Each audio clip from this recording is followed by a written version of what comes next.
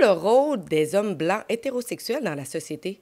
C'est une question cruciale, surtout avec l'accent actuel mis sur la diversité, l'équité et l'inclusion, qui semble avoir conduit à la discrimination contre la meilleure personne pour le poste et, la plupart du temps, contre les hommes blancs hétérosexuels.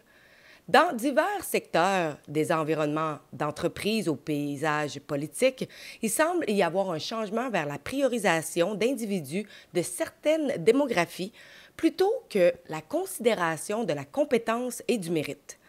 Nos décisions ne devraient-elles pas être basées sur la compétence plutôt que sur des caractéristiques démographiques ou des orientations sexuelles?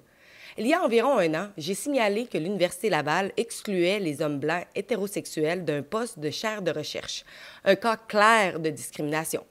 Plus récemment, le parti politique Québec solidaire a annoncé que seules les personnes non-binaires et les femmes pourraient postuler comme candidats en cas d'élection partielle. Je leur ai demandé leur définition de femme et de non-binaire, mais je n'ai reçu aucune réponse.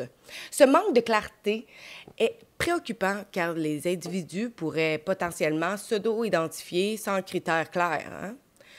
En mars 2022, Forbes a publié un article abordant les sentiments d'exclusion parmi les hommes blancs dans les efforts de DEI, la diversité, l'équité et l'inclusion.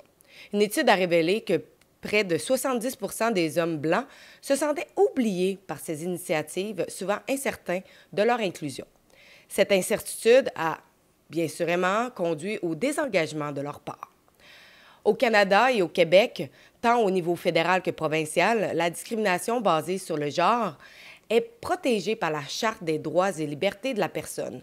Alors pourquoi la société permet-elle aux entreprises et aux partis politiques de s'engager dans des pratiques discriminatoires? Peut-être par peur d'être annulés ou étiquetés comme bigots? Grâce à Justin Trudeau, qui est obsédé par l'inclusivité et la diversité, utilise l'argent des contribuables pour créer de la discrimination au sein de la société, tous les programmes fédéraux et provinciaux visant à promouvoir et à inciter les entreprises à privilégier excessivement les minorités visibles et la communauté LGBTQ+, ont abouti à la discrimination contre la meilleure personne pour le poste. La promotion de la diversité, de l'équité et de l'inclusion est clairement un programme woke et de la gauche politique. Alimenté par des subventions gouvernementales, se fait au détriment de la qualité des services et de l'efficacité. Il suffit de regarder notre armée canadienne. L'appel est en faveur de l'égalité des droits, des opportunités et des avantages basés sur la compétence, la connaissance et la performance. Rien de plus, rien de moins. Certainement pas en fonction du genre avec lequel vous êtes né ou d'où vous venez. Ce que nous appelons, ici au Québec, le gros bon sens.